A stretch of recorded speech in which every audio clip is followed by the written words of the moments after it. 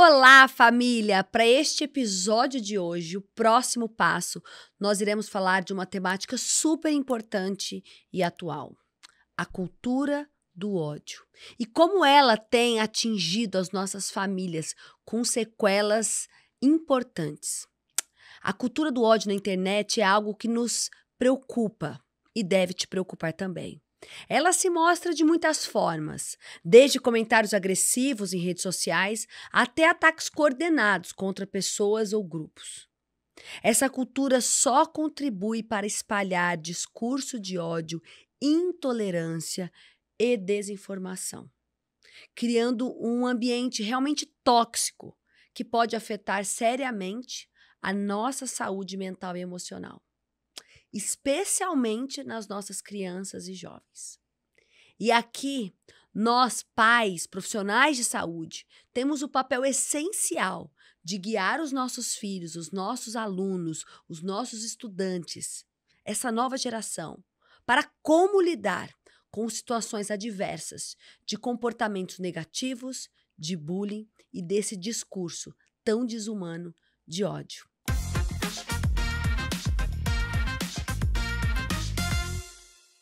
E para falarmos e discutirmos sobre esse assunto, a Mirinha está aqui comigo novamente para nós termos essa conversa de perguntas que as pessoas me trazem, de situações que aconteceram recentemente e que aqui nós teremos a oportunidade de discutirmos sobre elas e como levarmos ferramentas para que as famílias tenham um instrumento para como lidar com esse desafio que atinge todos nós. Seja bem-vinda, Amore. Obrigada. Cá, realmente estamos vivendo tempos difíceis, né? Vozes que estão cada vez mais querendo atacar, julgar e não dialogar. Tem trazido sequelas terríveis para toda a sociedade, principalmente para os nossos jovens, para as crianças, sejam em ambientes escolares, nas próprias redes sociais. Então, a gente recebeu muitas perguntas direcionadas sobre isso para você, inclusive de casos que aconteceu recentemente. Nós tivemos aqui no estado de São Paulo, na Baixada Santista, um menino de 16 anos que faleceu depois de tanto levar socos e tapas na escola de uma perseguição severa da classe.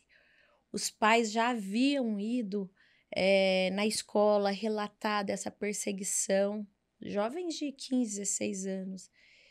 Ele estava realmente assim, já bem machucado emocionalmente pela perseguição dos amigos e teve as agressões físicas que culminou na morte dele, né? Então, acho que o primeiro ponto é: o que é essa geração? Por que tá tendo essa cultura do ódio? Por que cultuar tanto esse ódio contra uma pessoa? Eles pegam um santo, né, uma pessoa para escrachar e tem tido consequências, igual nesse caso de uma morte irreparáveis, né? Por que tá acontecendo isso com essa geração? Da onde que vem esse ódio? É importante aqui nós elencarmos alguns pontos. O primeiro deles é que empatia se aprende e generosidade também. Você não precisa ensinar uma criança a tomar o brinquedo da outra. Coloca uma criança de 1, 2 aninhos, uma da outra, um vai querer o brinquedo, o outro vai puxar. Você não precisa ensinar ela a ser egoísta, autocentrada. Isso vem da natureza, de tudo para mim. Eu quero todas as coisas para preencher as minhas necessidades. Cumpre a educação, seja dos pais, da escola, a ensinar os seus filhos a dividirem, a compartilhar, a importância da comunidade, o viver juntos. Então, esse processo é um processo educacional. E quando eu falo educacional, não necessariamente nós educamos para a generosidade, para a empatia, para o olhar com o outro de forma diretiva. Os nossos filhos e alunos, eles aprendem observando a maneira como nós nos relacionamos uns com os outros, seja dentro da nossa casa, seja no trânsito, seja com a nossa família. E o que eu tenho percebido é uma geração que, por um lado, nós temos pais e mães que ambos saíram para o mercado de trabalho. Então, hoje é muito comum você ter uma família que os dois trabalham e que tem pouco tempo no processo educacional com seus filhos. E isso é um fator que dificultou ainda mais essa transferência do capital das experiências, que a mãe tinha muito esse papel quando ficava em casa. As comunidades eram muito menores, então você tinha um controle maior com quem o seu filho estava se relacionando, com quem ele convivia, da onde ele bebia com relação ao seu desenvolvimento, porque era o vizinho, que você sabia, era um primo, era o padeiro da esquina. Hoje o mundo ficou muito grande e eu percebo que as pessoas se perderam nele. Nós nos perdemos nele. E os pais, pelo excesso de atividades, pela falta de autoridade em casa, a dificuldade de impor limites com inteligência, somada ao mundo globalizado, onde os nossos filhos recebem tantas informações de todos os lugares e muitas vezes informações destrutivas, desumanas, e que não lapidam os nossos filhos para esse olhar empático, associado também a uma impunidade muito grande. Então, são vários fatores que, ao meu ver, têm formado uma geração cada vez mais egocêntrica, uma geração sem limites, porque o que segura o impulso é a educação e é a criminalização do ato equivocado da violência. Então, se eu não tenho a educação e eu não tenho leis que me protejam efetivamente, ações punitivas a um comportamento distorcido, alguma coisa está errada. Uhum. Eu preciso ter essas duas vias. Eu preciso ter a educação, mas eu também tenho que ter a punição. Então, hoje, eu vejo que há uma dificuldade de nós termos pais terem a sensibilidade para educar de tal maneira, porque, enfim, o excesso de trabalho, os pais voltam em casa, também estão nos seus celulares, no seu universo, não conseguem enxergar o filho também não quer papo, porque também está focado nas suas cavernas, cada um no seu smartphone, na televisão.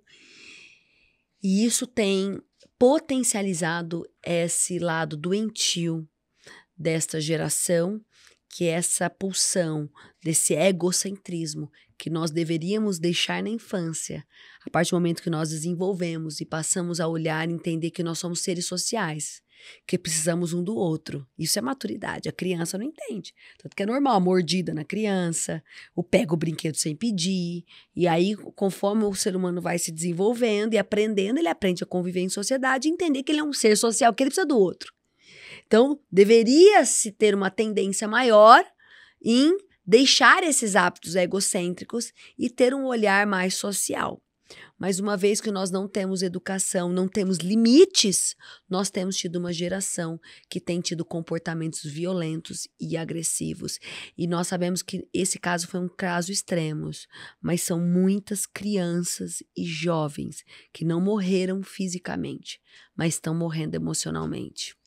E nós, como os pais, como abordar? Porque, como você bem disse, às vezes os nossos filhos estão nas cavernas ou não conseguem expressar o que está acontecendo na escola, cada vez ficam mais reclusos.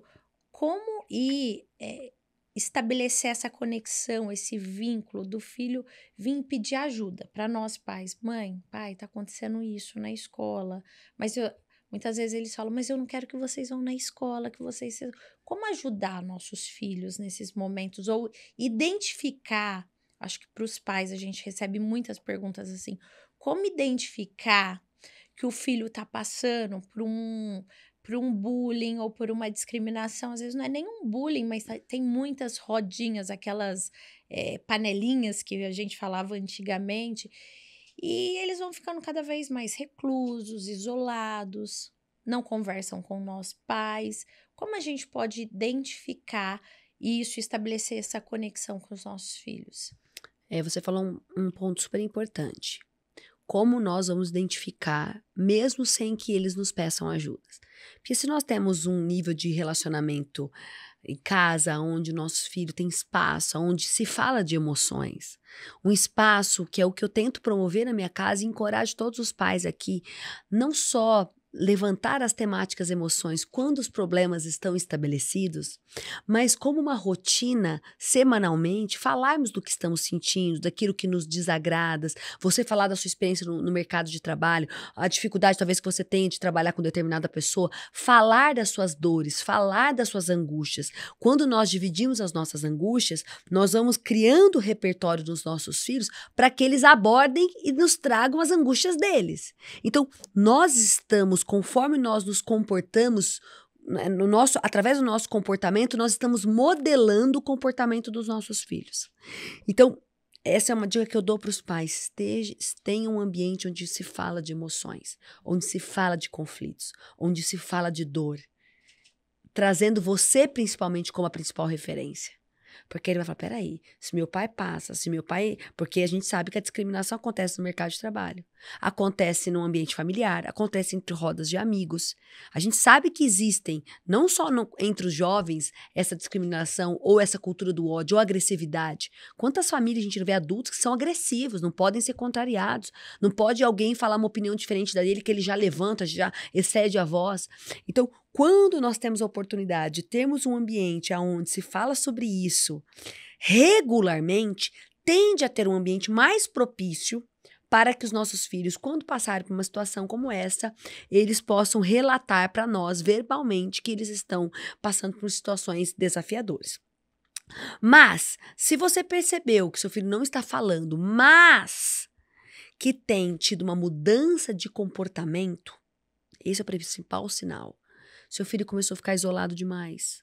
Ele não quer sair do quarto. Ele está muito agressivo. Então, às vezes você fala, ele já vem com 3 patadas. Ele fica mais triste, isolado, angustiado. Esses 2 extremos, tanto o isolamento quanto a agressividade, eles são sintomas de uma criança que está em sofrimento, um adolescente que está em sofrimento. Então, se você percebeu que o seu filho está mais isolado, mais quieto, ou que ele está mais agressivo, antes de você só querer dar sermão e corrigir o comportamento, ou seja, antes de você só querer baixar a febre de uma criança que tem infecção, você como adulto sabe que não adianta só dar um analgésico para baixar a febre, você é antitérmico, você precisa, a febre ela relata que tem uma coisa, né, o corpo está tentando combater algo, e ele não tá conseguindo, e aí vem a febre, e ela é um sinal de alerta, e um pai responsável vai atrás. A febre persiste 1, 2, 3, 4 dias, alguma coisa tá errada. Não adianta só dar antitérmico pra criança baixar a febre, a gente tem que ir pra infecção. Então não adianta só você corrigir, meu filho tá agressivo, eu vou lá e corrijo. Não fala assim comigo, quem que você pensa que você é? Ou tá isolado? Sai desse quarto! Toda hora você fica trancada aí dentro. Taca antitérmico. E a infecção tá lá correndo por dentro. E aí vai crescendo a tal ponto que seu filho, a hora que você vai tentar resgatar, você já não consegue mais. Então é muito importante que nós, pais, estejamos atentos para que essa infecção possa ser sanada. Para isso, nós precisamos estar atentos e ouvindo e observando, tendo troca. Então, pais, por favor, observe os sintomas. As palavras que não foram ditas. Não entra no embate de guerra o tempo todo, só querendo corrigir comportamento. Criança agressiva, criança isolada, é sinônimo de criança e jovem que está sofrendo. Então, esse é um ponto muito importante para os pais ficarem atentos. E quando eles percebem, crie pontes. Então, chama para conversar, traga as experiências de vida própria, fale histórias, pegue filmes que falam sobre determinado tipo de bullying. Você pega lá filmes que falam sobre bullying, sobre abuso, sobre amizades tóxicas, para ser gatilhos para iniciar uma conversa. Traga experiências suas como gatilho para iniciar uma conversa. Chama para tomar um sorvete, chama para discutir, sem você estar armado com um sermão de normas e regras. Entendendo que sim, nós temos que ter filhos educados, mas para eles serem educados, eles precisam ser saudáveis. E nós precisamos adentrar nessas camadas. E com certeza, os filhos que estão na escola, os pais precisam ter essa parceria com a escola. Inclusive, nós temos um público muito grande aqui no nosso canal de mantenedores de escola. E eu acho que é uma boa oportunidade para trazer para o que é a escola, porque eu vejo hoje a escola também um pouco perdida. Não tem hoje uma regra certa, uma conduta, porque tem mudado muitos comportamentos e essa cultura do ódio. Então, assim, quais ferramentas, quais providências que as escolas, sejam públicas ou particulares, podem tomar dentro da grade curricular anual para para ensinar, para conversar, dialogar sobre todo esse universo da cultura do ódio, que vem a discriminação, que vem a violência, que vem tantas coisas atreladas a isso. Eu há 15 anos, eu venho levantando a bandeira que saúde mental é algo que se desenvolve, que se aprende. Não é uma loteria genética. Você pode sim aprender a ser resiliente, a se colocar no lugar do outro, a ser generoso, a proteger a sua emoção e a filtrar estímulos estressantes. E essa educação, ela tem que permear a sala de casa, mas ela também tem que permear a sala de aula. E para isso eu lancei e criei a Escola da Inteligência e a Gênios Educacional, que são 2 grandes projetos que levam saúde mental para dentro da escola, para que os professores possam ter uma agenda semanal que desenvolva habilidades socioemocionais. Não adianta nós falarmos de competências emocionais, de empatia, de solidariedade, de gestão das emoções, gestão de conflitos, comunicação, se nós não tivermos uma pauta estruturada e regular. Não adianta ser temas aleatórios e não adianta a escola ter campanha somente. Vamos trabalhar a solidariedade agora, vamos trabalhar a amizade, a gratidão. Não. As competências socioemocionais, elas são pautas de estudos das grandes universidades. E existem muitas demandas e estudos que comprovam a eficiência de um trabalho sistematizado, organizado, para o desenvolvimento dessas habilidades. Então, por isso que eu levanto essa bandeira. Nós já atingimos milhões de famílias e alunos ao longo desses 15 anos. Eu tenho muito orgulho de, pelo menos um pouco, ter contribuído com essa geração, para que ela possa aprender a olhar para dentro de si mesmo, porque é diferente quando você conhece o outro. A empatia, ela nasce do conhecimento. Quando, por exemplo, você sabe que uma pessoa lá da Bahia está precisando, está passando por necessidade, talvez você se mobilize, você vai lá e faz uma ajuda social. Mas se uma pessoa próxima de você, alguém que você conhece, está passando por uma necessidade, alguém que você realmente conhece, a chance de você se mover mais é muito maior. Porque você conhece, você sabe quem ela é, um nome, há uma relação. E quanto mais relacionamento nós temos, maior é o nível de empatia. Então, tudo aquilo que você conhece, você se importa mais. Então, quando a gente promove um trabalho socioemocional dentro da sala de aula, nós fazemos com que os estudantes eles se importem um com o outro, porque eles conhecem. Um fala da sua dor com a sua mãe, o abandono do seu pai, o outro tem a oportunidade de falar sobre os seus medos, sobre as suas angústias, a preocupação com o futuro, os traumas, e aí de repente você consegue olhar para o outro numa outra perspectiva. Então, quando a escola promove um ambiente de habilidades socioemocionais sendo desenvolvido de forma sistematizada, nós mudamos o jogo. A matemática é importante, o português, a história, a geografia, mas ela é insuficiente. Todas essas matérias juntas para formarmos cidadãos preparados para os desafios da vida. Elas não nos garantem saúde mental e elas não nos garantem um futuro saudável. Nós precisamos associar o conhecimento com habilidades emocionais se nós queremos preparar os nossos estudantes para um mundo tão desafiador quanto o que nós vivemos. Legal. Deixa eu te fazer uma pergunta. Os neurocientistas afirmam que o ódio vem do medo. Você concorda com essa afirmação? É muito interessante, porque as pessoas podem ouvir, mas como assim? o ódio nasce do medo. Quando se fala sobre o medo, insegurança, eu acredito que sim. Por quê? Porque o ódio, ele nasce de um terreno onde não se tem estabilidade. Uma pessoa segura, feliz, bem resolvida, ela não ataca, ela não agride, ela pode não concordar. Porque vamos separar o que é discordar de uma opinião de alguém ou de um comportamento e a cultura do ódio. São coisas diferentes. Agredir, né? Que é agredir, que é a violência, que é o comportamento que não respeita. Eu posso não concordar com o que você está fazendo, eu posso não concordar com a sua atitude, mas eu preciso respeitar você enquanto ser humano, ainda que eu não concordo. Então, a cultura do ódio, ela nasce quando você sai do eu não concordo para eu te agrido, porque eu não concordo. Eu quero destruir aquilo que eu não concordo. Ou aquilo que, de alguma forma, me incomoda.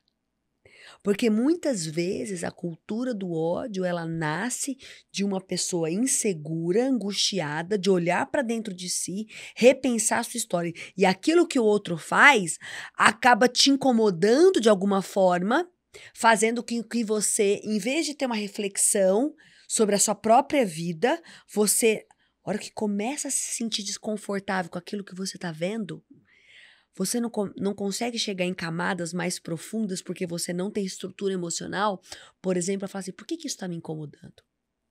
Por que isso está me deixando desconfortável? O que isso é meu, o que é do outro? O que a minha atitude vai provocar no outro? Quando eu não consigo chegar nesse nível mais profundo de interiorização, eu bloqueio esse sentimento, esse desconforto e ataco. Porque o desconforto, ele pode ou produzir uma mudança interna, atitudes saudáveis, uma mudança de estrutura interna, se você é maduro, para se autorrefletir e entender por que isso está me incomodando. Onde é que isso está pegando? Por que o outro está fazendo está me incomodando tanto? E talvez você consiga repensar a sua história a partir da experiência do outro. Uma pessoa madura vai para esse caminho. Ou até para separar. Isso me incomoda, mas isso é do outro. Isso não é meu. E eu me separo do outro. Agora, quando você não consegue ter esse nível de interiorização, quando vem o desconforto, antes de você fazer essa reflexão sobre a sua história e talvez encontrar buracos que você não queira encontrar na sua vida. Talvez comportamentos que você não queira refletir sobre. Talvez sobre inércias que você não gostaria e que você está presenciando. E talvez atitudes que você não gostaria de ter e tem. Quando você tem o desconforto, você ataca. Então, sim, pessoas que disseminam o ódio, a agressividade, são pessoas inseguras, amedrontadas e muito mal resolvidas. Mesmo que aparentemente pareçam pessoas fortes, são pessoas frágeis. Por exemplo, o que acontece no Rio Grande do Sul. Nós tivemos muita cultura do ódio nesse momento. Pessoas que às vezes atacavam o outro, que estavam lá ajudando. Ah, está ajudando porque quer se aparecer. E às vezes a pessoa gastava energia em atacar, em machucar. Pode ser que a pessoa esteja lá para aparecer ou não. Mas o fato é que está salvando e que está ajudando. Então, o resultado, ele é soberano à intenção. Agora, quando você não entende que o resultado ele é mais importante do que a intenção do outro e você fica preso dando juízo de valor na intenção sem aplaudir o resultado, significa que você não está conseguindo olhar para você e pensar o que eu poderia fazer.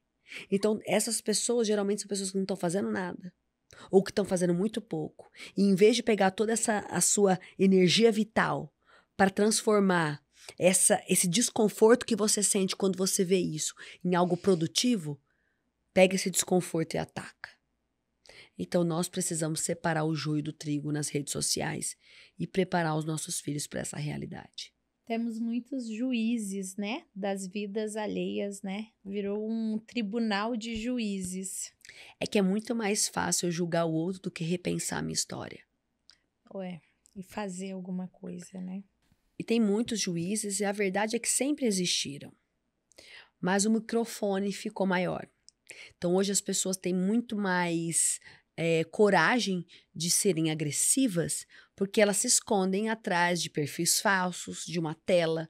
Ela não tem que olhar nos olhos muitas vezes e agredir e falar e lidar com as consequências do que ela falou. Porque hoje ela se esconde muitas vezes atrás desses perfis e dessa tela, dando mais liberdade para esse lado nocivo vir à tona. Então, isso é um sintoma, sim, social, e que ele vem se estendendo a níveis modernos de forma mais expressiva por conta das redes sociais em especial.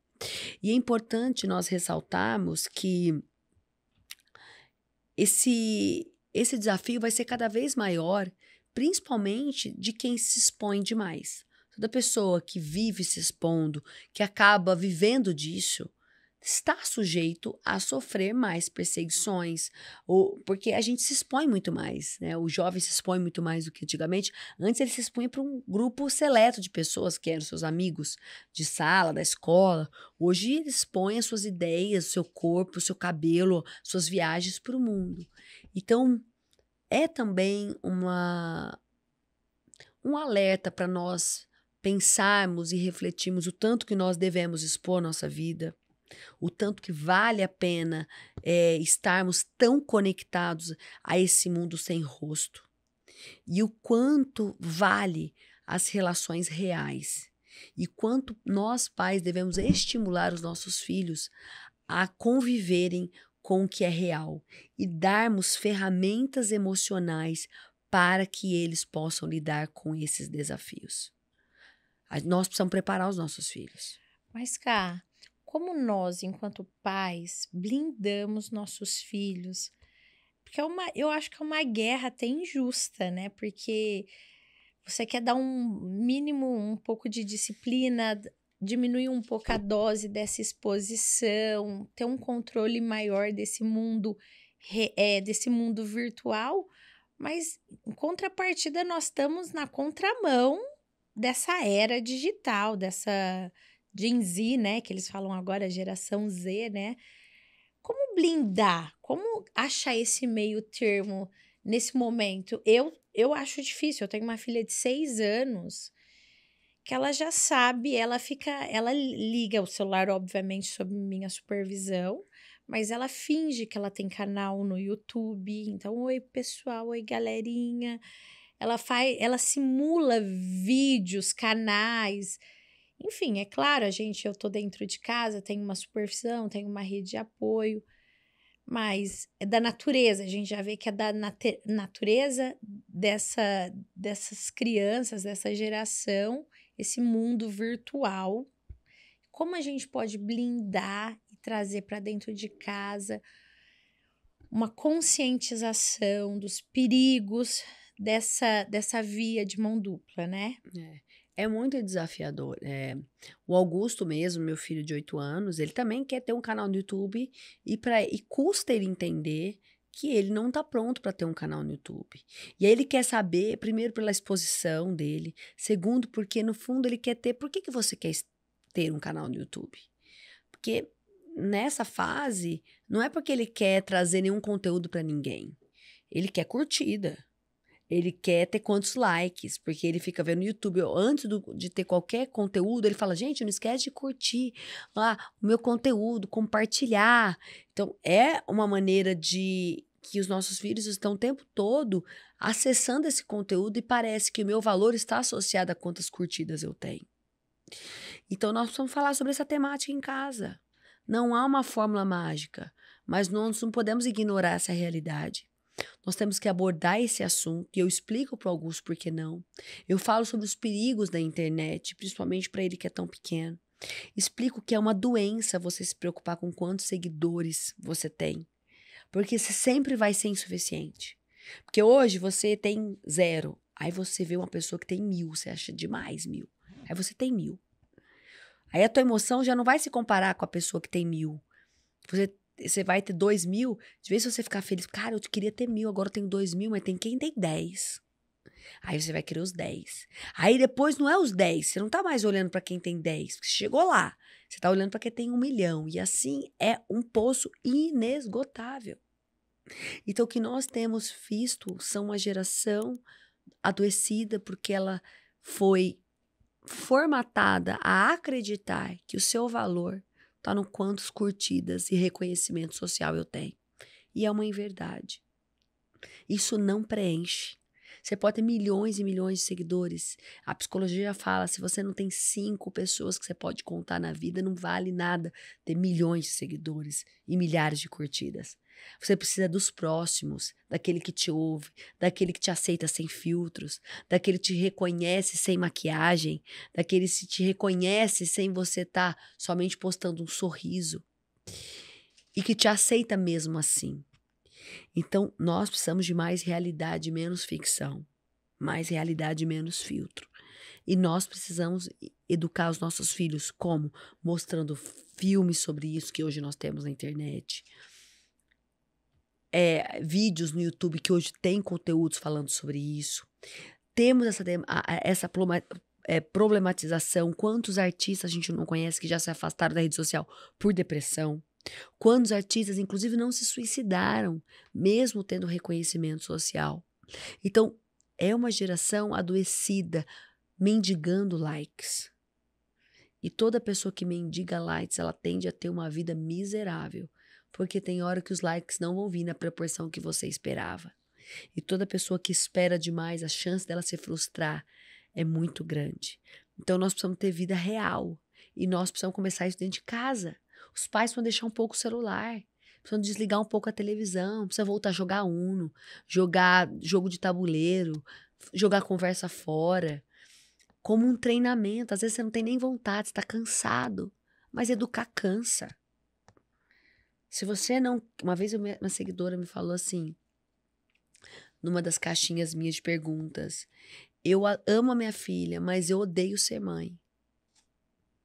Porque, na verdade, ela odeia o trabalho de ser mãe. E realmente é cansativo. A verdade vamos falar sério, é cansativo porque a gente fala 50 milhões de vezes a mesma coisa. Às vezes nós estamos cansados e nós vamos ter que corrigir aquilo que a gente já falou tantas vezes. Nós vamos ter que se autopoliciar. Nós vamos ter que deixar sonhos de lado. Nós vamos ter que deixar projetos. Nós vamos ter que deixar sonos. Nós vamos ter que colecionar rugas. Porque nós decidimos nos aventurar. E quando eu li essa mensagem, a única coisa que me veio na cabeça é: você pode até não gostar, mas faz um bom trabalho. Faz um bom trabalho. Porque você deveria ter pensado isso antes de se tornar mãe. Uma vez que você se tornou mãe, você tem uma responsabilidade. E não dá para você se eximir. Não dá para você desassociar o amor que você tem da sua filha com o trabalho que você precisa ter para educá-la. Então, sim, dá trabalho. Mas dá muito mais trabalho no educar. Porque os frutos vão vir. Cedo ou tarde, nós iremos colher aquilo que nós temos plantados. Então, nós precisamos preparar os nossos filhos emocionalmente com...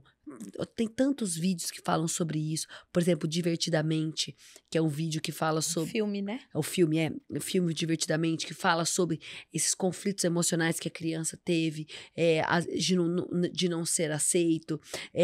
Nós temos o Toy Story, que é um filme super legal também, com crianças menores. Então, tem filmes e temáticas que vocês podem trabalhar como gatilhos, trazendo a sua experiência de vida para ajudá-los a refletir sobre isso, trazer situações de adolescentes que tentaram suicídio. Não tem medo de falar sobre suicídio, não tem medo de falar de depressão com seu filho adolescente. A gente precisa abordar sobre esse tema.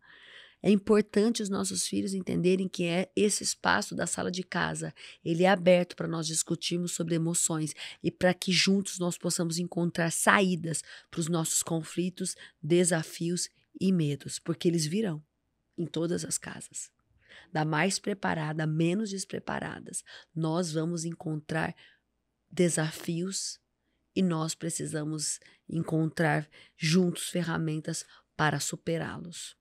Ká, e como preparar nossos filhos para que eles não sejam uns agressores, seja na vida real, dentro de uma sala de aula, propagando ódio, violência contra determinada pessoa, ou se agrupando a outros amigos para excluir determinadas pessoas, ou cultivar algum ódio, algum bullying contra alguém ou algo, ou seja na vida virtual mesmo, através de um perfil falso. Como que a gente prepara nossos filhos para não agredir?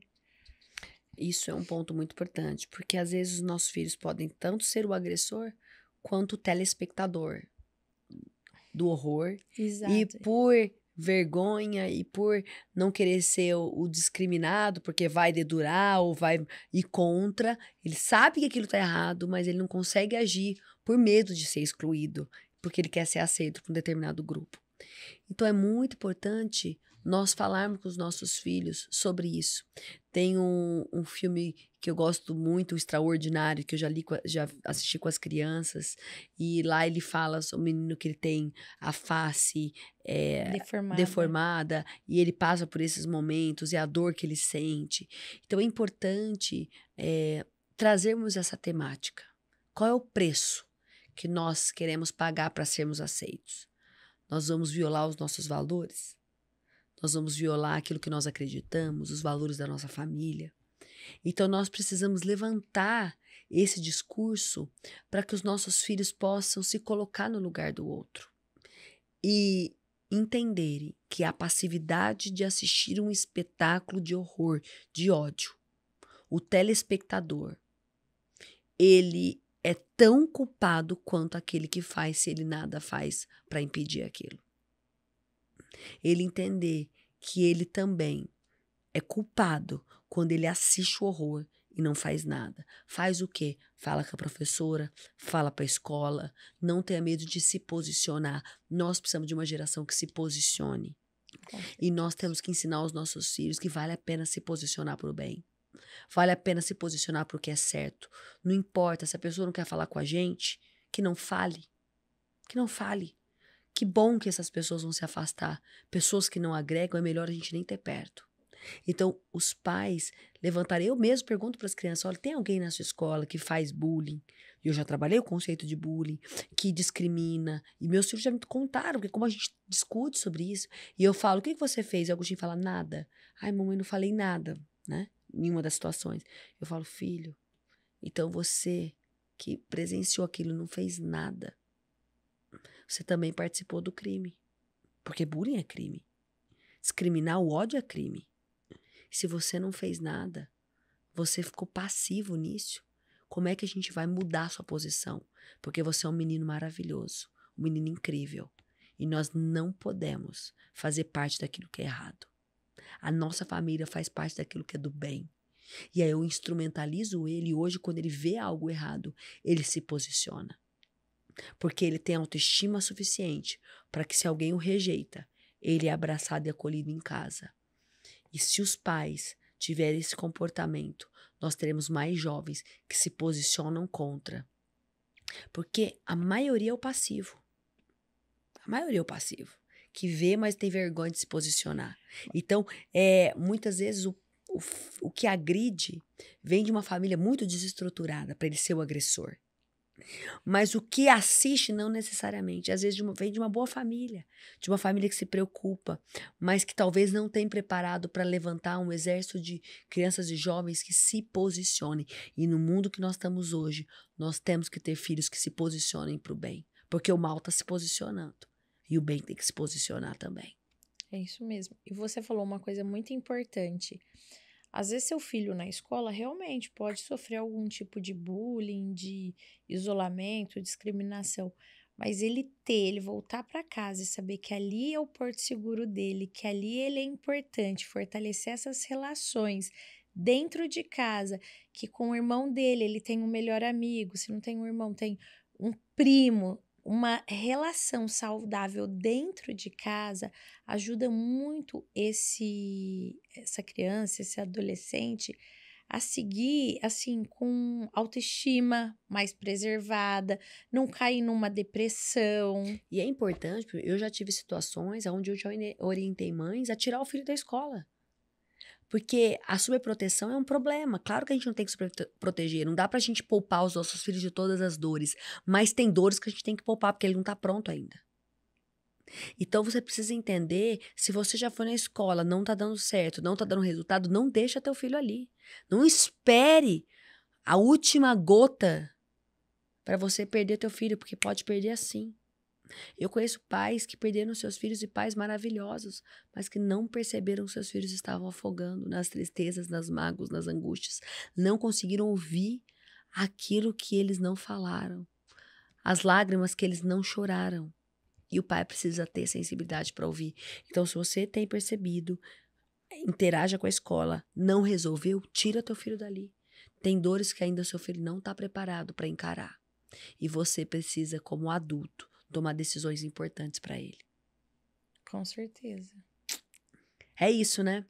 Acho que é isso, abordamos bastante coisa, né? E para o próximo passo, falando sobre o ódio, aqui nós temos: cuide da autoestima dos seus filhos, para que eles tenham um lugar seguro, aonde eles se sintam amados por quem eles são. Lembrando que a maneira como nós nos relacionamos com eles irá determinar muito de como eles irão se relacionar consigo mesmo.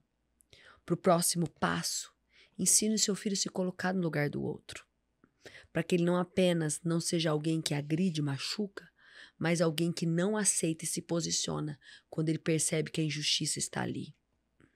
Para o próximo passo, entenda que ninguém dá o que não tem e que a agressividade, o ódio, ele se esconde atrás de uma pessoa insegura, amedrontada, para revisar a sua própria história, repensar a sua jornada e buscar novos caminhos. Para o próximo passo, você aprenda a proteger a sua emoção e a se colocar no lugar do outro, entendendo que empatia, solidariedade, generosidade se aprende. Então vamos arregaçar nossas mangas. Dá trabalho educar, mas dá muito mais trabalho não educar. E para o próximo passo, que você semeie com sabedoria e colha com paciência. Um beijo no coração.